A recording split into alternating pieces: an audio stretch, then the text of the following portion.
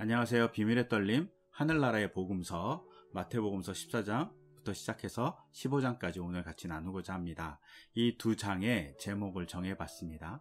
목자 이른 듯한 양을 먹이시고 손 내미시고 멀리까지 가시기도 함이라고 정해봤습니다. 이 세 개의 사건은 14장과 15장에서 나오는 대표적인 사건들이고, 이 사건들은 모두 다 예수님이 누군가를 사랑해서 혹은 안타깝게 여겨서 혹은 민망히 여기셔서 그들에게 구해주시고 위로해주시고 치유해주는 사건들을 대표적으로 나타내는 것입니다. 그래서 이 세 가지의 관점을 통해서 우리가 이 14장, 15장 전체를 봤으면 합니다.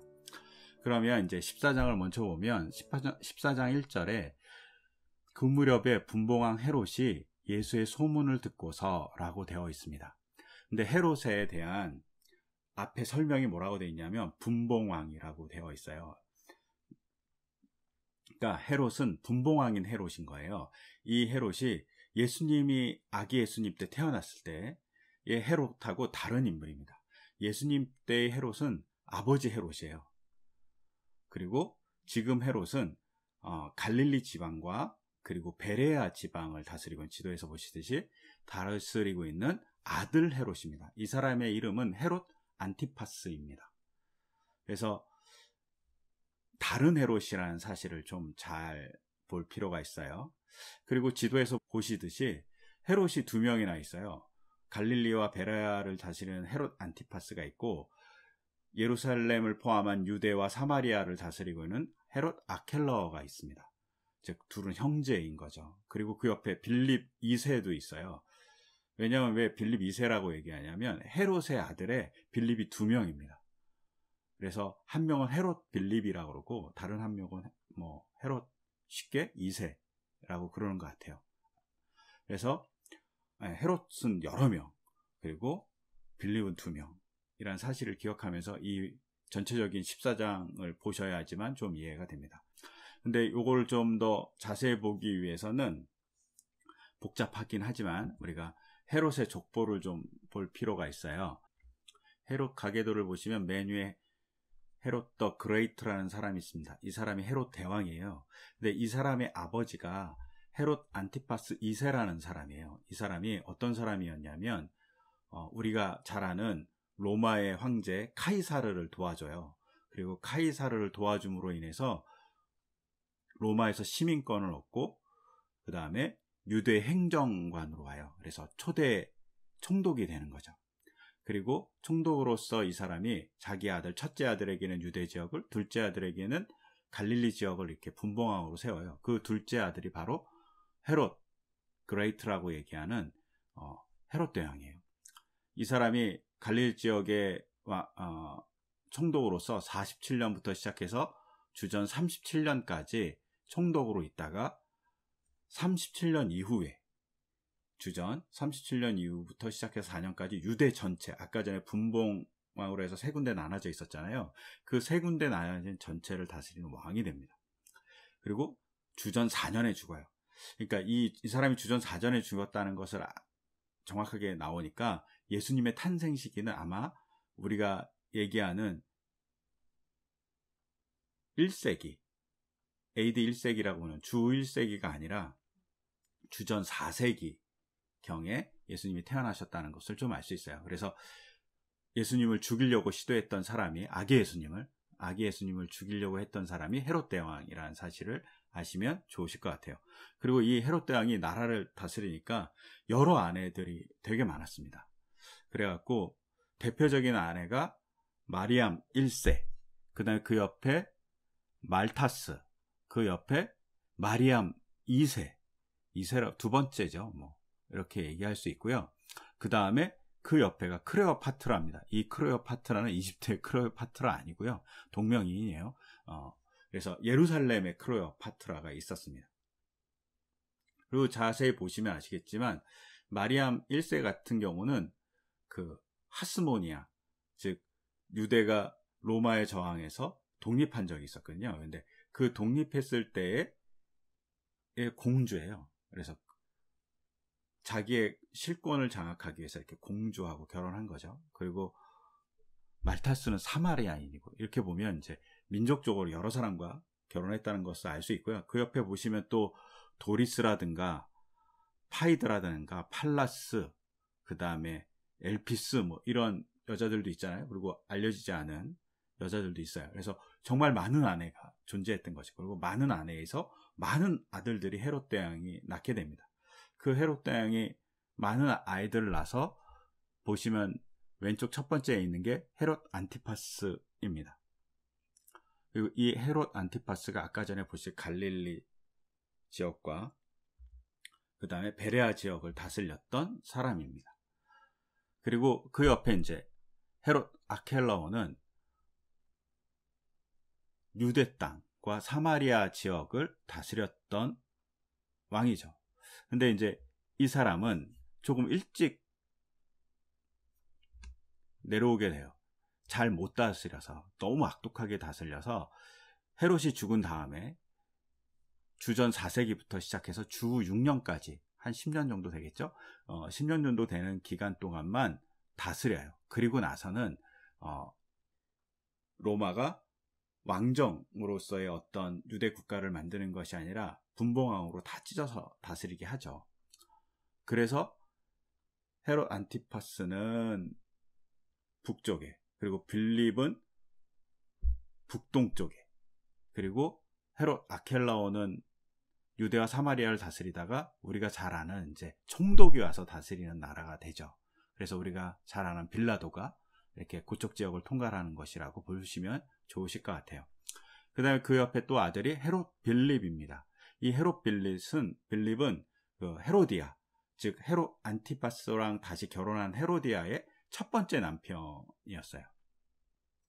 근데 이 사람은 어떤 지역의 왕이 되진 않았어요. 기록이 정확하지 않은데, 기록이 정확하지 않지 뭐 어떤 왕으로서의 역할을 했는지는 알 수 없어요. 근데 이 사람이 헤로디아 첫 번째 결혼했다가 헤롯 안티파스가 이 헤로디아를 자기 아내로 맞이하게 되는 좀 이상한 관계를 만든 것이죠. 그리고 이것에 대해서 세례 요한이 비판했다고 보시면 좋습니다. 그리고 그 옆에 보시면 빌립 분봉왕이에요. 이렇게 빌립 분봉왕이잖아요. 그러니까 이 빌립은 헤롯 빌립하고 다른 빌립이에요. 그러니까 헤롯의 아들의 빌립이 2명이었던 거죠. 그래서 보통 빌립 2세라고 얘기하는데, 이 사람은 분봉왕으로서 북동쪽을 다스렸던 사람이죠. 그리고 이 사람이 더 웃긴 건 뭐냐면, 헤롯 빌립과 헤로디아의 딸인 살로메가 있었는데, 5번에 보시면 나오시죠. 5번에 살로메가 있는데, 이 조카죠. 조카랑 결혼해요. 아주 콩가루 집안이죠. 또 이런 계속적인 전통이 어디 또 나타나냐면, 헤롯 안티파스가 헤로디아하고 결혼하잖아요. 근데 이게 헤로디아는 정확하게 누군지 모르지만 헤롯의 아들, 헤롯 대왕의 아들 중에 한 명의 딸이었어요. 그 사람의 이름은 나오지 않는 것 같아요. 그런데 헤롯이 이 여자랑 결혼하자, 헤로디아. 그러니까 사실은 헤로디아도 삼촌이랑 결혼한 거고, 첫 번째 남편도 삼촌이었던 거죠. 근친상간이죠. 이런 근친상간을 하는 집안이 이 집안입니다. 그리고 헤로디아의 남자 형제가 있어요. 남자 가족이 있는 남자 형제가 있는데, 이게 아그리빠 1세입니다. 이 아그리빠 1세 9번인데, 아그리빠 1세는 예수님이 돌아가시고 제자들이 막 복음을 전할 때 사도행전에 보면 베드로가 감옥에 갇힌 적이 있거든요. 감옥에 가둔 사람입니다. 그리고 세베대의 아들 야고보를 처형한 사람이기도 합니다. 아주 콩가루죠. 네. 그리고 그 헤롯 아그리빠의 이렇게 자손들이 쭉 있어요.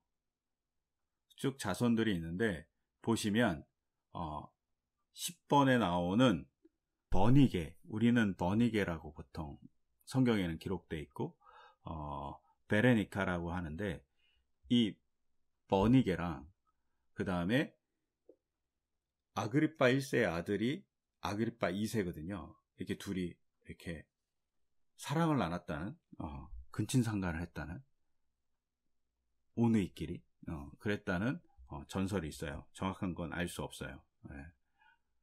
그리고 이 아그리파 1세의 딸이 드루실라예요. 이 드루실라는 누구랑 결혼하냐면 안토니오 멜릭스랑 결혼하거든요. 이 멜릭스가 누구냐면 그 바울이 첫 번째 재판을 당해서 예루살렘에서 재판을 해서 감옥에 갇혀요. 그리고 바울에게 여러 가지 많이 듣기도 하고, 하지만 자기가 처리 안 해서 2년 동안 이렇게 감옥에 가둬두죠. 그러다 나중에 베스도가 와서 재판을 하고 로마로 보내는 역할을 하게 되죠. 이렇게 감옥에 가뒀던, 바울을 감옥에 가뒀던 사람이라고 보시면 좋으실 것 같아요. 그리고 5번에 나온 살로메가 이제 분봉한 빌립과 헤로디아의 딸인데, 헤로디아가 분봉한 헤롯과 결혼해서 이렇게 의붓딸이 된 거죠. 그리고 헤롯의 결혼식 때 춤을 춘 것에 대해 너무 기뻐하는 헤롯이 큰 것을 주겠다, 나라 절반이라도 주겠다, 이렇게 얘기해서 그 말을 듣고 살로메가 세례 요한의 목을 죽여달라, 그리고 목을 달라, 이렇게 얘기했다라고 얘기하는 것이 우리가 잘 아는 내용입니다. 대충 족보는 이런 식으로 되어 있다는 사실을 좀 잘 보시면 좋으실 것 같아요. 복잡한 족보긴 하지만 여기서 중요한 건 헤롯이 여러 명이다 라는 사실을 알고, 그 다음에 그 헤롯이 누군지를 잘 파악하시는 것이 중요하다. 그리고 헤롯 앞에 수식어가 뭐가 붙어 있는지 잘 보시면 좋으실 것 같아요. 하여튼 이제 헤롯이 예수님의 소문을 듣습니다. 그리고 뭐라고 얘기하냐면 세례 요한이 살아났다고 생각하는 겁니다. 말이 좀 이상하잖아요. 세례 요한이 부활했다는 얘기라고 들리잖아요. 근데 그런 의미는 아니고요. 여기서 알 수 있는 것이 몇 가지 있어요. 첫째는 자신의 결혼이 의롭지 못하다는 것을 헤롯 자신도 인식하고 있다는 거죠. 그러니까 율법상에 의롭지 못하죠. 그 이유 중에 하나는 이제 레위기에 보면 형제의 아내를 취할 수 없거든요. 근데 자기가 형제의 아내를 취한 거잖아요. 자기 형제인 헤롯 빌립의 아내를 취한 거예요. 뭐 정치적 이유에서 취했을 가능성이 되게 많은데, 이렇게 취함으로 인해서 문제가 발생한 거예요. 이것에 대해서 세례 요한이 성경적인 기반에 대해서 비판한 거예요. 근데 그 비판에 어느 정도 자신이 의롭지 않다는 사실을 인식하고, 불리한 걸 인식하고 있었다고 보면 좋으실 것 같아요. 그 다음에 옛날에는 부활이라는 이 말이 어떤 의미를 갖는지도 한번 생각해 볼 필요성이 있는데, 부활을 능력의 계승으로도 볼 수 있어요. 그래서 모세가 여호수아에게 자기 것을 계승해주고, 엘리야가 특히 엘리사에게 이렇게 자기 능력을 계승하잖아요. 이런 능력의 계승, 그 사람의 능력이 다른 사람에게 전이됐던 것을 부활이라고 생각할 수도 있다라고 조금은 이제 급진적인 사람들은 봐요. 그런 면에서 세례 요한이 갖고 있었던 어떤 그런 능력과 사상과 여러 가지의 영향력을 예수님이 물려받았다라고 헤롯이 생각한 거죠. 이런 면에서는 이렇게 봤을 땐 예수님에 대해서 헤롯이 되게 안 좋은 감정을 가졌을 수 있어요. 그래서 그런 문제가 있다는 사실을 좀 보면서 분봉한 헤롯이 예수님에게 되게 악한 감정을 가질 수 있다는 것을 우리가 염두에 두면서 14장을 잘 보셔야만 해요. 그리고 이런 세례 요한이 살아있다는 소문과 세례 요한의 일생을 쭉 보면 뭘 알 수 있냐면, 세례 요한이 예수님의 일생과 운명을 미리 예시하거나 아니면 유대의 상태를 적나라하게 드러내 보여주는 성격을 가져요. 아무리 의롭지만 이 당시는 그 의로운 얘기 때문에 죽을 수밖에 없는 시대라는 사실을 잘 보여주죠. 그리고 그것이 정치적으로든 종교적으로든 얼마나 퇴락했는지를 잘 보여주는 게 세례 요한의 모습이고, 이 세례 요한의 모습과 비슷하게 예수님의 일생 또한 그런 세례 요한이 받았던 아픔과 같은 그 아픔을 겪는다는 사실을 잘 보면 좋으실 것 같아요. 이렇게 세례 요한이 여러 번 이제 헤롯과 헤로디아의 결혼을 비판해요. 그 비판에 대해서 이제 못마땅하게 여겼던 헤롯과 헤로디아가 있었겠죠. 그리고 헤롯이 여러 가지 이유로 세례 요한을 투옥시킵니다. 근데 좀 두려웠던 것이 죽이지 못했던 이유는 군중이 세례 요한을 예언자라고 생각한 거죠. 그러니까 죽이지 못합니다. 그러다가 헤롯이 자기 생일에 잔치를 막 벌려요. 여러 사람들이 초대해서 왔겠죠. 근데 그 와중에 의붓딸 살로메가 춤을 춰요. 그것이 너무 기뻐갖고 나라 절반이라도 주겠다라는 이런 엉뚱한 맹세를 하게 됩니다. 근데 여기서 잘 봐야 될 건 딸이 추는 일은 유대사에서 되게 이례적인 일인 거죠. 그런 일이 별로 일어나지 않습니다. 근데 춤을 춰요. 그러니까 이상한 일이 벌어진 거죠. 그리고 또 춤을 춘 것에 대해서 너무나도 기뻤던 헤롯이 뭐 나라 절반이라도 주겠다라고 얘기하니까 헤로디아의 딸인 살로메가 어머니에게 물어보죠. 뭘 요청해야 되냐고 얘기하니까 어머니가 세례 요한의 목을 달라고 얘기해요. 그래서 세례 요한을 죽이는 일이 벌어져요. 되게 이상하죠. 근데 이 일에서 어떤 면에서는 이제 헤롯의 의도가 있을 수 있다라고 생각해요. 그러니까 헤롯이 세례 요한을 죽일 수가 없는 거예요. 그런데 의도적으로 말도 안 되는 상황을 벌여져서 자기가 맹세를 했고 그 맹세를 지킬 수밖에 없는 상황을 만들어서 세례 요한을 죽이는 일을 하게 된 거죠. 명분을 만들었다고 보는 사람들도 있어요. 여기서 이제 우리가 좀 잘 생각해야 될 것은 뭐냐면 이게 가끔 헤로디아가 되게 야한 춤을 춰서 헤롯을 유혹해서 헤롯이 그것에 빠져갖고 맹세한 것 같이 나오는 것들이 되게 많고 그런 영화가 있었죠. 제가 어떤 영화인지 정확하게 기억이 안 나는데 그런 영화가 있었어요. 그래서 사람들이 오해하는 거죠. 어떤 헤롯이 여러 아내를 뒀으니까 또 자기 딸, 의붓딸을 또 취하려고 그랬다. 뭐 이렇게 생각하실 수도 있고 그럴 가능성도 있어요.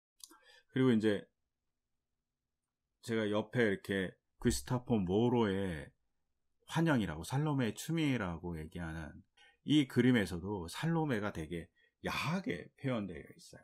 그래서 이렇게 야하게 표현되어 있는 이유는 이제 헤롯이 이제 살로메에게 그런 면으로 혹했다라고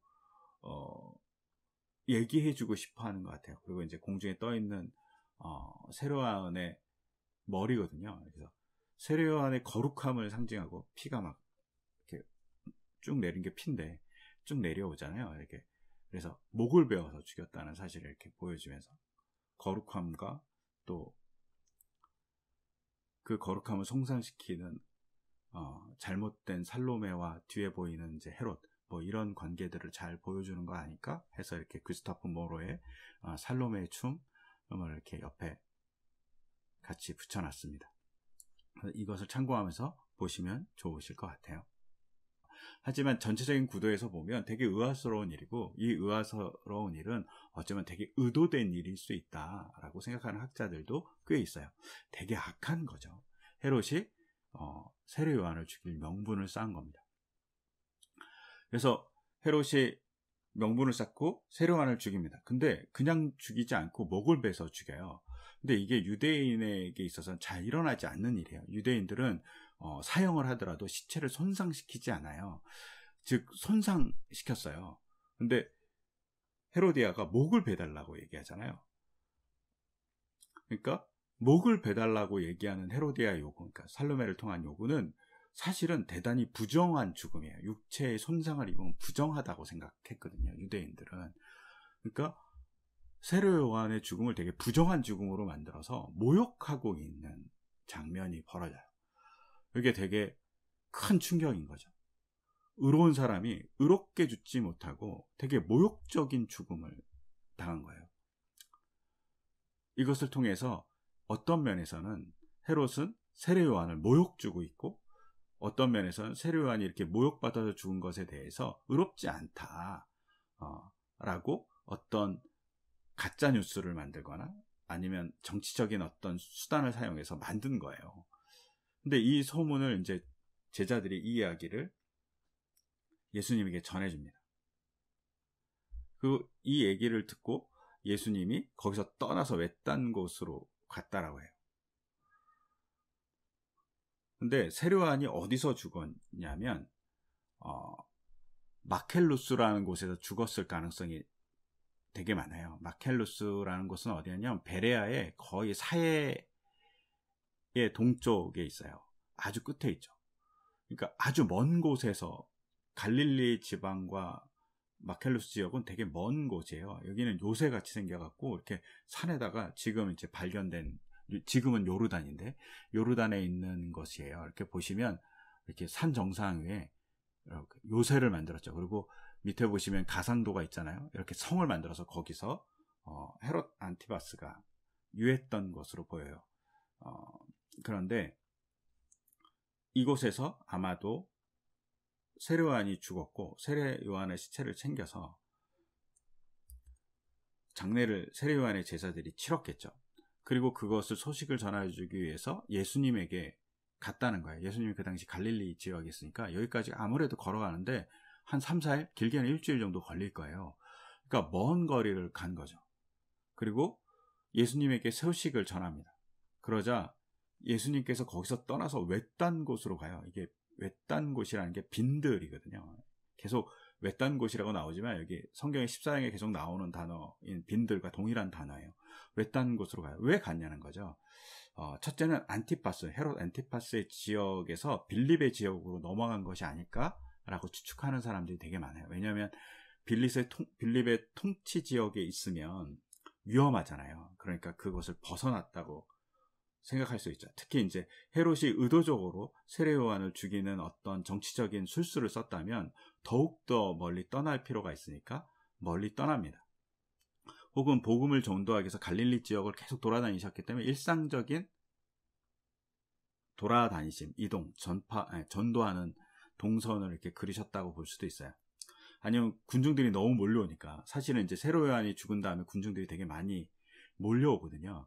그러니까 그 군중들이 너무 많이 몰려오는 것 때문에 또 소란이 벌어질까봐 또 피해서 가실 수도 있고, 그 군중들이 많이 몰려오는 것 때문에 정치적으로 위협받는 헤롯이 군중들에게 폭력을 행사하고 억압을 할까봐 군중을 피해서 가셨을 수도 있어요. 그러니까 여러 가지 추측이 가능하죠. 그래서 제가 보기에는 안티파스 지역에서 안티파스가 통치하는 지역에서 넘어가신 것은 군중들이 몰리는 것에 대한 안타까움, 그리고 군중이 피해받는 것에 대한 안타까움을 갖고 계시는 예수님이 약간 군중에서 벗어나서 군중을 좀 약간 떨어져 계시려고 하셨던 거 아닐까 싶어요. 그리고 그럼에도 불구하고 목자 잃은 양 같은 군중들은 다 이렇게 예수님을 따라다니는, 그리고 예수님을 찾는, 왜냐하면 그 당시에 어떤 지도자적인 역할을 했던 세례요한은 또 지도자잖아요. 목자잖아요. 지도자가 목자라고 얘기하면. 근데 그 목자를 잃은 백성인 거죠. 근데 그 잃은 백성들이 예수님을 찾아오는 거죠.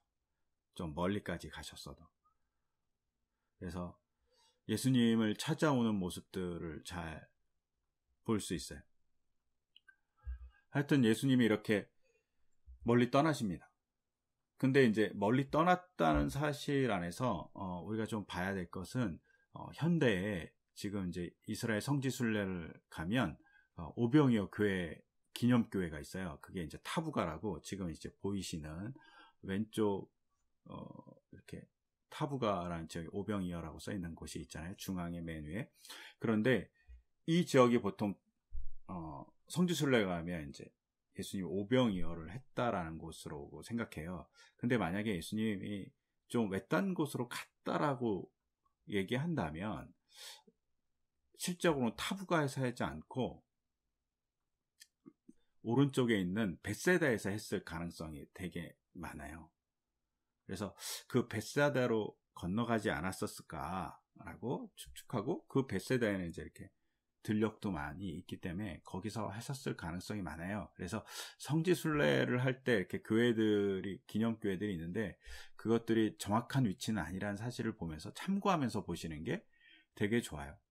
그래서 군중들이 막 따라다닙니다. 막 따라다니다가 이제 배가 고픈 상황이 발생한 거죠. 그래서 불쌍히 여기서 이제 우리가 잘 아는 오병이어의 기적이 일어납니다. 그래서 그 오병이어의 기적이 일어난 곳을 가면 이제 그 기념교회를 가면 타부가인데, 타부가에 가시면 이렇게 교회 안에 들어가면 예수님이 오병이어를 했다고 생각하는 그곳에 이렇게 성전을 짓고, 여기 중앙에 보시면 돌이 보이는데 거기서 이제 나눠주신 것 같은 느낌의 장소라고 기념해서 이렇게 교회가 있고, 그 밑에 모자이크 보이시잖아요. 물고기 2마리 옆에 있고 바구니에 빵 있는 거, 이렇게 기념해서 거기서 이렇게 성전을 짓고 성당을 짓고 기념하고 있어요. 그래서 요걸 잘 보시면 좋으실 것 같고요. 그래서 예수님이 배를 타고 건너편으로 가셨어요. 그러니까 제 생각에는 이제 벳사다 평원 쪽으로 가셨을 가능성이 많이 있어요. 그래서 벳사다 쪽으로 가고, 이 벳사다 쪽으로 갔을 때 예수님은 배 타고 가셨잖아요. 근데 사람들은 걸어서 간 거예요. 배가 훨씬 빨랐을 거예요. 그럼에도 불구하고 군중들은 예수님에게 목자 잃은 양같이 막 찾아간 거죠. 그러자 예수님이 이제 병자들을 거기서 치유해 주시고, 벳사다는 이제 빌립의 지역이니까 그래도 안티파스의 세력이 미치지 않는 곳이니까 만약에 여기서 하셨다면 거기서는 조금 자유롭게 치유해 주신 거죠. 그리고 이 장소는 빈들이라고 그래요. 광야 같은 곳이죠. 그래서 먹을 것이 없는 거예요.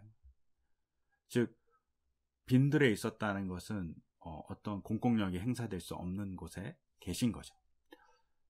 꼭 학정에서 도망 나온 출애굽한 이스라엘 백성하고 되게 비슷하죠. 학정에서 도망 나온 백성들이 예수님을 만나요. 그리고 그곳에서 배가 고파요. 그때 예수님이 출애굽시 만나와 같이 먹을 것을 주시죠. 근데 어떻게 처음에 되냐면, 백성들이 너무 배가 고픈 상황이고 이제 먹을 수 있는 것이 없으니까 제자들이 예수님에게 돌려보내자고 청하죠. 먹을 것이 없어서. 그러자 예수님이 뭐라 하냐면, 너희가 그들에게 먹을 걸 주어라 라고 얘기합니다. 제자들에게 있는 건 보리빵 5개, 물고기 2마리만 있었는데 그걸 가져오라고 얘기하시죠.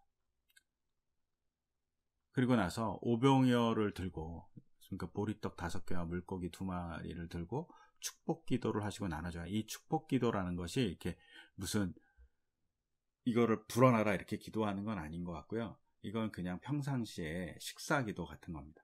식사 기도를 하시고 같이 나눠주셨습니다. 그리고 놀라운 기적이 일어나는 거죠. 이 오병이어의 기적은 사복음서 모두 나오는 유일한 기적이거든요. 그때 성인 남성 5,000명이 먹고 12광주리가 남았다고 되어 있어요. 이 사건이 어떻게 진행됐는지는 아무도 알 수 없어요. 그럼에도 불구하고 중요한 것은 예수님이 먹을 것을 주셨다는 거죠. 꼭 출애굽 시에 이스라엘 사람이 광야에서 만나를 먹듯이 예수님을 따라서 길 잃어버리고 학정에 배고팠던 사람들, 학정에 너무나도 힘들었던 사람들에게 예수님이 먹을 것을 주신 사건이 오병이어의 사건 같다고 보시면 좋을 것 같아요. 그리고 오병이어의 사건에서 이제 오병은 보리떡일 거예요. 이 당시 서민들의 식사가 보리떡이고, 그 다음에 이제 물고기인데, 이 물고기 보시면 이제 이스라엘 성지순례 가면 베드로 고기라고 그래갖고 이렇게 튀겨주는 게 있어요. 이게 이제 뭐 우리로는 베스라고 그러는 것 같은데 전 정확하게 모르겠는데, 하여튼 이런 고기를 튀겨줘요. 꼭 붕어같이 생기기도 했고 뭐 그렇잖아요. 그냥 담백해요. 튀겨주면 되게 담백하고요. 다른 거는 먹기 좀 어렵고 가시가 되게 퍽퍽해서 가시는 되게 조심해야 될 물고기예요. 근데 이제 공관복음에서 우리가 잘 아는 익투스라고 하는데 이크투스죠. 정확하게 말하면 이크투스인데, 이 이크투스가 아마도 이제 우리가 봤던, 조금 전에 봤던 베드로 고기 같은 것이고, 요한복음에 이 빵과 곁들여서 먹는 물고기를 옵사리온이라고 그래요. 이건 조그만 정어리 같은 거예요. 조그만 정어리. 이거를 절여서, 특히 어디서 그냥 막달라에서, 이렇게 막달라라는 마을에서 절여서 보통 판매했거든요. 그래서 그런 아마도 정어리였을 것이다 라고 생각해요. 그래서 이 되게 부족한 서민의 음식을 같이 나눠 먹는 일이 벌어진 거죠. 그래서 이 오병이어의 기적이 사실은 적은 것을 가지고 나누려 할 때 엄청난 역사가 일어났다는 사실을 보여주는 중요한 사건이에요. 그런 면에서 우리가 적은 걸 나누잖아요. 그때 하나님의 역사가 존재하면 그 적은 것이 많은 사람들을 먹이는 놀라운 역사가 되기도 한다고 보여지는 거죠. 저희가 되게 적은 교회고 등록도 못한 교회잖아요. 그럼에도 불구하고 우리가 적은 것을 내놓고 그 적은 것으로 뭔가를 하려고 할 때 하나님이 그 사이에서 역사해주면 놀라운 일이 벌어진다는 사실을 우리가 보시면 좋으실 것 같아요. 그리고 이제 우리가 불트만이라는 신학자는 이제 비신화, 탈신화죠. 이제 신화적인 요소를 빼고 진짜를 보자 이런 얘기를 합니다. 이런 면에서 정말 중요한 것은 우리가 가끔 기적을 바라보는데 기적이 아니라 예수님이 사랑으로 먹여주신 사건. 왜? 그 사건이 목자 이룬 양 같았기 때문에 이스라엘 백성을 먹여주신 거거든요. 그래서 왜 목자 이루냐? 그 신실하고 자기들이 존경하고 맞이했던 세례 요한이 죽었기 때문이에요. 즉 이 세례 요한의 죽음은 영적인 배고픔이기도 해요. 그래서 영적인 배고픔을 채워주시는 주님이 더불어서 뭘 채워주냐? 육적인 배고픔까지 채워주시는 주님이라는 사실을 보여주죠. 여기서 배고픔을 채워주시는 주님이 잘 보여져요. 이런 면에서 이제 교회도 영적인 배고픔을 채워주기 위해서 노력해야 되고 육적인 배고픔을 채워주기 위해서 노력해야 된다는 사실 또한 여기서 잘 볼 수 있고, 그 육적인 배고픔을 채워주기 위해서 작은 것을 헌신할 때 큰 것으로 하나님이 역사해 줄 수 있다라는 가능성을 보여주는 거죠. 그래서 저희 교회가 이제 오병이어가 되게 중요한 핵심 키워드 중에 하나인데 우리가 그렇게 사용되기를 바라는 거죠. 작은 것을 드렸을 때 주님께서 크게 사용해 가시는 놀라운 역사를 우리 교회를 통해서 보여주셨으면 좋겠다라는 소망이 있는 거죠. 이런 면에서 오병이어 기적을 보셨으면 좋으실 것 같아요. 그리고 오병이어 기적을 다 이렇게 행하시고 나서 제자들을 미리 이렇게 건너편으로 다시 보내요. 그리고 군중을 헤쳐보내요. 즉 군중을 헤쳐보냈다는 사실에서 우리가 잘 보셔야 될 건 군중이 모여있는 게 위험할 수 있다는 사실을 전제하고 있다는 것을 꼭 기억하시면 좋으실 것 같아요. 그리고 예수님이 외딴 곳에서 혼자 기도하셨다고 되어 있죠. 근데 왜 제자를 먼저 보냈을까? 그리고 제자를 먼저 보내신 예수님이 어떻게 이동할 수 있을까? 이렇게 되게 궁금하잖아요. 그리고 제자를 먼저 보내신 예수님이 나중에 보시면 풍랑이 치는 갈릴리 바다를 걸어서 오세요. 이게 되게 이상한 일이잖아요. 왜 못하러 이러셨을까? 의도가 있을까? 만약에 의도가 있었으면 어떤 의도일까? 한번 생각하시면서 이 유명한 사건을 보시면 좋으실 것 같고, 이 그림에서도 잘 보이시겠지만 제자들이 예수님이 걸어오시는 것을 보면서 되게 놀래하는 모습들이 보이잖아요. 그래서 그 왜 놀래할 수밖에 없나, 이렇게 고대의 사고에서 이 상황을 보시면 좋으실 것 같아요. 예수님께서 제자들을 이렇게 재촉해서 이제 건너편으로 보내고 물질을 다 헤쳐 보냈어요. 좀 전에 얘기한 대로 무리를 군중을 생각하시는 거죠. 그리고 예수님이 따로 기도하시러 산에 올라가셔서 기도하셨다 그래요. 꼭 이게 뭐하고 비슷하죠? 모세가 산에 올라간 거하고 되게 비슷하죠.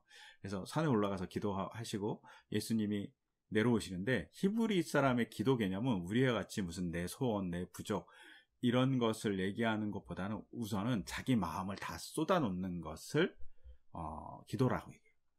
그 속에는 간구도 있겠지만 자기 마음의 상태를 다 쏟아놓고 이야기를 하는 거죠.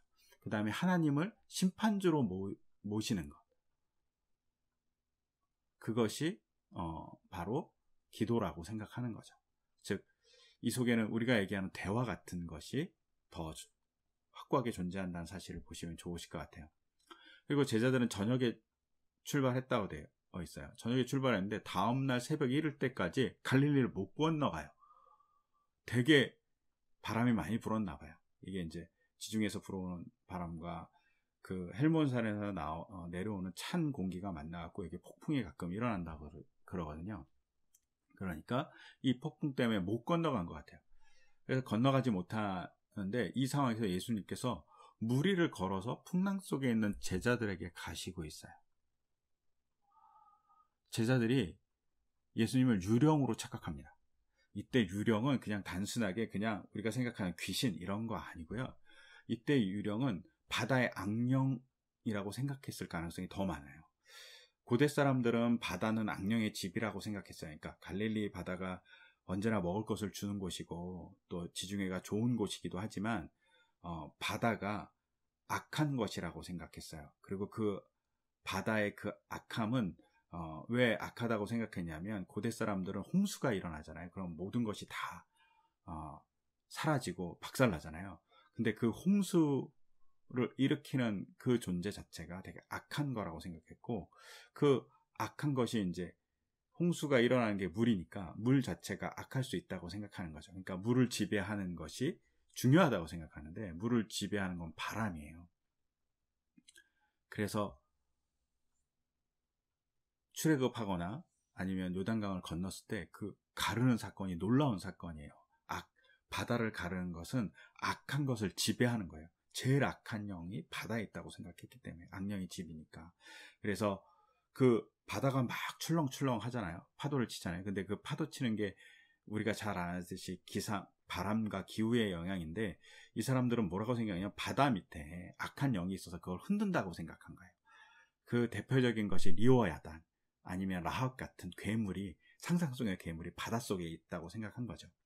그리고 메소포타미아 신화에선 티아맛, 가장 악한 신이 그 바다 밑바닥에 있다는 거죠. 그것이 막 요동하는 거죠. 근데 풍랑 치고 있는데 뭐가 이렇게 걸어오는 거예요. 그 유령은 티아맛이나 리오야단이라고 생각했던 거예요. 그러니까 엄청난 공포를 느낀 거죠. 바다를 지배하고 악한 악령의 집에서 그 악령이 나와서 걸어온다고 생각하는 거죠. 근데 이런 상황에 예수님이 뭐라고 하냐면 나라고 그래야죠. 예수님이라고 얘기해 준 거죠.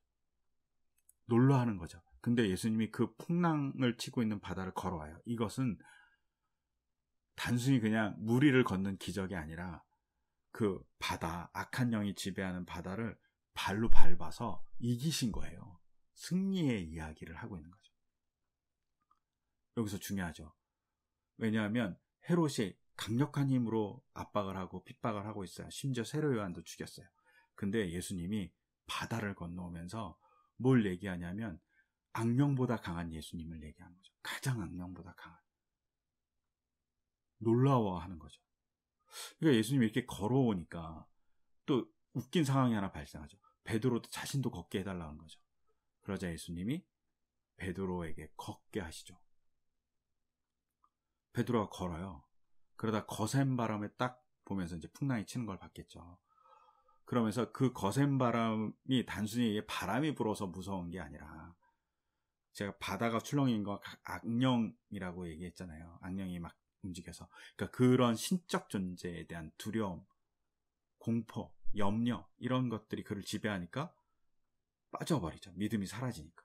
이게 꼭 4가지 밭 비유에서 가시밭, 가시떨기 밭하고 비슷해요. 염려가 쌓이니까 그냥 바다에 빠지는 거예요. 그러자 예수님이 뭐라고 그러냐면 베드로에게 믿음이 적은 사람이라. 왜 의심하냐? 라고 얘기해요. 이게 믿음이 적은 사람이란 말은 믿음이 없다라는 거예요. 그렇잖아요. 한번 생각해 보세요. 누가 의심해요. 누군가를. 근데 의심하기 시작하면 계속 의심하잖아요. 그 사람이 아무리 좋은 일을 해도 계속 의심하잖아요. 즉 믿을 수 없는 존재가 된 거죠. 근데 이렇게 믿지 못하는 존재에게 예수님이 어떻게 해주냐면 손을 내미시는 거죠. 잡아주십니다. 여기에 예수님의 은혜가 있고 사랑이 있어요. 아무리 믿지 못하는 인간이라도 예수님이 끊임없이 손 내밀어 주신다는 거예요. 잡아주시려고 노력하신다는 거죠. 그리고 예수님이 그렇게 잡아 일으켜서 베드로를 같이 배에 타시고 바람이 그칩니다. 그리고 제자리 고백하죠. 선생님은 하나님의 아들이십니다. 이 고백이 단순한 고백이 아니라 악한 영을 짓밟는 하나님의 능력을 본 거죠. 예수님에게. 그것을 가르고. 이 능력은 사실은 창세기 1장 2절에 여호와의 신이, 하나님의 신이 수면을 운행하셨다고 되어 있잖아요. 그런 창조의 능력하고 똑같아요. 그 운행하셨다는 것이 그 거친 바다를 잠재우는 거거든요. 근데 그 잠재우는 거와 똑같이 예수님이 갈릴리 바다를 지려밟고 오셨고 그것을 잠잠하게 하셨다는 거예요. 이 속에서 예수님의 놀라운 위엄을 그다음에 예수님의 엄청난 힘을 보여주신다고 보시면 좋으실 것 같아요.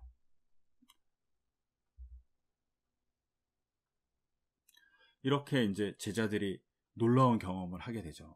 그리고 이제 갈릴리 지방에서 이제 다시 또한 복음을 전하기 시작할 때 예루살렘에서 바리새파 사람하고 율법자들이 예수님께 와요. 근데 이 모습이 꼭 세례 요한 때하고 비슷하잖아요. 세례 요한 때도 바리새인과 율법학자들이 요단강에서 세례 주는 요한에게 와서 네가 그리스도냐 이렇게 물어보잖아요. 메시아냐? 그런데 예루살렘에서 바리새파 사람과 율법학자들이 찾아왔다는 거예요. 한 200km 넘게 먼 거리를, 한 200km 되는 거리를 예수님을 확인하기 위해서 왔다는 거죠. 즉 예수님의 소문이 엄청 퍼지고 있었던 거예요. 헤롯에게만 뿐만 아니라 멀리 떨어져 있는 예루살렘에게도 있죠. 근데 여기서 온 이유는 예수님을 걸려 넘어뜨리기 위해서예요. 그 중에 하나의 사건이 이제 제자들이 손을 씻지 않고 빵을 먹었어요. 그러면서 바리새인들이 장로들의 전통을 어겼다라고 힐난합니다. 근데 사실은 일반적인 경우에는 제사를 드릴 경우에만 손을 씻고 빵을 먹었어요. 그런데 바리새인들은 이것을 자기의 가정 식사에도 적용했어요. 그러니까 바리새인의 기준에서는 부정한 거예요. 그러니까 자기가 기준을 만들어 놓은 거죠. 자기의 기준에 갇혀버린 거예요. 그리고 자기 기준에 맞지 않으면 다 부정한 거죠. 그러면서 예수님이 뭐라고 하냐면 전통을 악용한다라고 얘기하죠. 그 중에 한 예가 이제 부모를 공경해야 되는데 부모를 공경하기 위해서 바쳐놓은 어떤 물질이 있었는데 그걸 하나님께 바친다고 바쳐놓고 부모를 공경하지 않는 거예요. 그러면 부모를 공경하지 않음으로 인해서 부모는 이제 되게 어려운 상황이 처하게 되잖아요. 이게 율법을 어기는 거거든요. 내 부모를 공경하라 할 때 그 공경하라는 내 부모는 어떤 부모냐면 경제적 능력을 상실한 부모예요. 경제적 능력을 상실한 부모를 공경하는 거예요. 사실은 내 부모를 공경하라고 할 때 그거를 듣는 사람은 성인 남성들이고 경제적 능력을 갖고 있는 사람입니다. 근데 경제적 능력과 힘을 잃어버린 사람을 공경하라는 거거든요. 이걸 좀 확대 재생산하면 사회의 경제적 능력을 상실한 사람을 돌봐주라는 뜻이거든요. 근데 이 사람들이 그게 돌보는 게 너무 어려우니까 하나님을 핑계 삼아 갖고 공경하지 않는 거예요. 즉 율법을 어기는 거죠. 근데 율법을 악용하는 것에 틈을 차갖고 악용한 거라고 보시면 좋아요. 근데 이렇게 틈을 차서 악용하는 게 바리새인 너다라고 얘기하는 거죠. 이런 면에서 오늘날도 되게 비슷한 것 같아요. 정말 중요한 건 생각하지 않고 교회 안에서 사소한 것을 가지고 대단히 사람들을 힐난하거나 괴롭히는 일들이 되게 많죠. 뭐 기도하는 모습이라든가 그 사람의 여러 가지 뭐 태도라든가 뭐 이런 것을 가지고 힐난하는 경우가 되게 많죠. 그런 게 중요하지 않은데 정말 중요한 건 사랑하는 거고 정말 중요한 건 그것을 행동하는 건데 그러지 않은 것으로 요새 너무 많이 정죄하는 모습들이 한국교회에 많다라는 거죠. 그러면서 뭐라고 얘기하시냐면 예수님께서 정말 더러운 건 뭐냐면 입에서 나오는 것이 더럽다. 그것이 뭐냐? 살인, 간음, 음행, 도둑질, 거짓 증언, 비방인 거예요. 이런 것이 더러운 거죠. 정말 많잖아요. 우리가 살인이라고 해서 사람을 죽이는 것도 있지만 인격적인 살인도 존재하잖아요. 이런 것들이 우리에게 있고 간음, 우리가 엠번방 사건을 통해서 잘 알지만 이런 사건들이 우리를 너무나도 괴롭게 만드는 사건이라는 사실을 잘 보면 볼 수 있죠. 그 다음에 도둑질도 많죠. 이렇게 우리가 나라 돈을 도둑질하는 사람들 많이 보잖아요. 여러 가지로 이것들을 나쁜 일인 거죠. 그다음에 거짓 뉴스, 가짜 뉴스, 비방 같은 것들이 가장 나쁜 것이다. 근데 너희가 그것을 하고 있다. 바리새인들 율법이라는 이름으로 가장해서 라고 얘기하는 거죠. 그리고 이 가장에서 하는 것이 입으로만 하나님을 공경하고 마음은 멀다는 거예요. 마음은 다른 이득에 있고 사람의 훈계를 교리로 가르쳐서 헛되이 예배하는 것이 바리새인. 그러니까 사람의 훈계를 가지고 이게 교리가 된 거죠. 말씀이 되고 율법이 돼서 그것을 가르쳐서 헛되이 예배한다는 거예요. 잘못 예배하는 이런 모습들을 한번 우리 교회 내에서도 잘 생각해 보시면 좋으실 것 같아요. 그러면서 뭐라고 얘기하냐면 하나님께서 심지 않은 것을 모두 뽑아버릴 거라고. 앞에 나온 13장의 밀과 가라지 비유잖아요. 나중에 다 뽑힐 거라고. 너희가 심판의 대상이라고 바리새인과 율법 학자들에게 얘기하는 거죠. 이런 면에서는 이제 율법주의화 되는 것들을 우리가 잘 생각해 보시면 좋으실 것 같아요. 그러고 나서 예수님이 또 갈릴리 지방을 벗어나요. 세례 요한이 죽은 다음에 또 멀리 가시죠. 어디로 가냐면 두로와 시돈 지방으로 가시는데, 이게 이제 두로와 시돈 지방은 유대 지역이 아니라 아예 밖으로 벗어나 버린 거예요. 이 아예 밖으로 다른 나라를 가신 건데, 다른 나라를 가셨는데 이게 직선거리는 8, 90km 정도 돼요. 아주 멀죠. 이걸 직선적으로 갔을지 아니면 둘러서 갔을지는 알 수 없어요. 그래서 아주 먼 거리를 가셨다고 보시면 좋으실 것 같아요. 그래서 제가 일부러 지도에 표기했는데 이렇게 먼 거리를 벗어났다. 근데 이 두로와 시돈 지방은 그 당시 무역이 아주 잘 됐던 곳이고, 페니키아 지방이라고 해요. 우리가 보통 페니키아라는 말을 가끔 듣는데 페니키아어라고 그러잖아요. 이게 페니키아어에서 알파벳이 나왔어요. 이 페니키아어는 이제 그 당시에 고대 중동 히브리어까지 다 포함한 아람어들을 사용했던 거고, 그것이 변형돼서 알파벳이 된 거거든요. 그러니까 되게 중요한 거죠. 그리고 여기서 뭐가 나왔냐면 뿔, 소라, 고동 뭐 이런 것을 통해서 이 안에 있는 분비물, 이 소라의 분비물을 가지고 염색했어요. 놀라운 거죠. 염색하는 그런 기술이 바로 여기에 있었던 거예요. 그래서 자주색, 그 왕의 색깔인 자주색을 염색하는 것들이 나왔고, 이 염색했던 뿔소라가 여기서만 나온 아주 귀한 염료예요. 그리고 여기서 봐야 가나안 여인이고, 이제 다른 수로보르게 여인이라고 했는데, 수로보니게가 시리아 플러스 페니키아라는 말이에요. 그래서 수로보니게 지금의 시리아, 페니키아, 그리고 그 시리아라는 지역은 그 메소포타미아를 제외하고 서쪽 지역을 다 얘기할 때 시리아라고 보통 얘기했거든요. 그래서 그 시리아 페니키아라고 얘기하시는 지역을 이게 두로예요. 시돈이라는 것으로 보시면 좋으실 것 같고, 여기가 되게 무역이 잘 활성돼 있죠. 근데 이 지역에 있는데 가나안 여인이 귀신 들린 딸을 고쳐달라고 외쳐요. 근데 외칠 때 뭐라고 얘기하냐면 다윗의 자손이여라고 외쳐요. 여기 중요하죠. 예수님에 대한 인식이 있다는 거죠. 왜 이 여자가 예수님을 다윗의 자손이라고 인식했는지는 알 수 없어요. 그러는데 이 여자는 다윗의 자손이란 고백한 자체가 예수님을 메시아라고 생각하고 있거나, 아니면 예수님을 놀라운 분으로 생각하고 있다는 이미 믿음이 존재했다는 사실을 여기서 잘 보여줘요. 너무 시끄럽게 이렇게 외치니까 제자들이 안심하여 돌려보낼 걸 요청해요. 엄청 시끄럽겠죠. 그래서 제자들이 이렇게 그림에서 보지, 제발 이 여자를 어떻게 좀 돌려보내십시오 얘기하니까 예수께서 뭐라고 얘기하시냐면, 오직 이스라엘의 잃어버린 양에게 왔다 나는.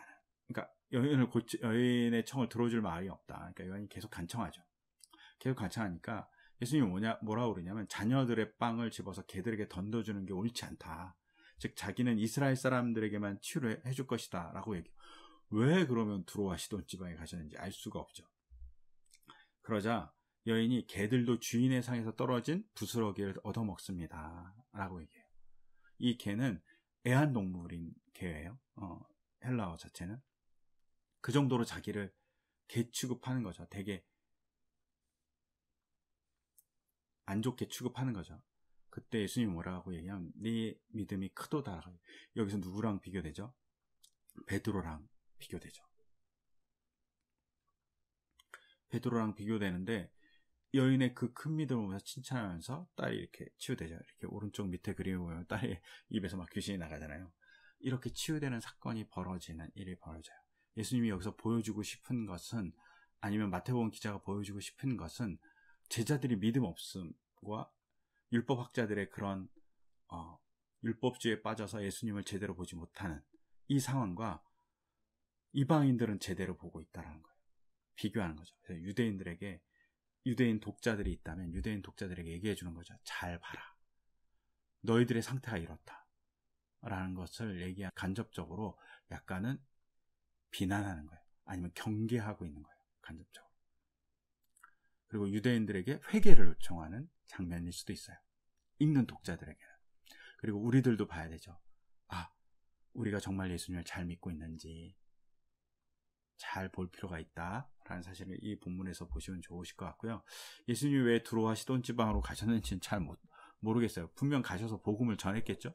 그럼에도 불구하고 이렇게 치유의 역사에 대해서 좀 다른 얘기를 하신 이유는 잘 알 수 없지만 이 전체적인 스토리를 봐서는 믿음에 대해서 강조하기 위해서, 그리고 유대인들과 제자들과 바리새인과 율법학자들의 믿음 없음에 대해서 보여주기 위해서라고 전체적인 문맥상으로는 볼 수 있어요.